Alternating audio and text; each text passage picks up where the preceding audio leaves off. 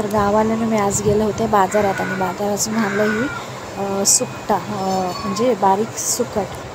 तर अशी मी साफ करून घेते, त्यांची डोकी काढली आणि अशी साफ करून घेतलं। त्यानंतर पाण्यातून 3-4 वेळा आपण स्वच्छ धुवून घ्यायची। मी आता जशी धुते तशीच पाण्यातून 3-4 वेळा स्वच्छ धुवून घ्यायची। त्याच्यानंतर मग एक बटाटो साल काढले आणि बारीक कापून घेतले आणि त्यानंतर तो पण मी धुवून घेतला। तर तुम्ही बघू शकता अशा पद्धतीने आपण सुकट आणि त्यानंतर मग असा बटाटो मी कापून धुवून घेतले आणि मग 4 मीडियम कांदे टाकले, एक फोडणीत टाकले। कांदे लाल झाले की नंतर मग टोमॅटो आणि कढीपत्ता टाकायचं।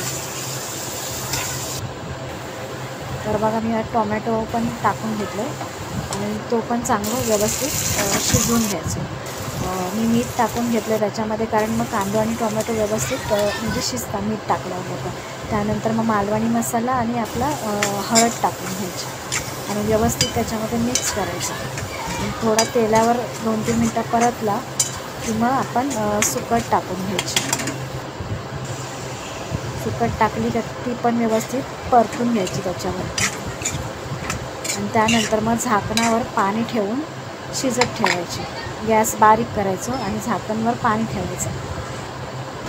त्यानंतर मध्ये मध्ये आपण अशी चेक करायची, कारण चेक नाही केला तर मग ती लागते खाली करपते, म्हणून मध्ये मध्ये आपण चेक करत राहायची शिजली की नाही बघू शकतो।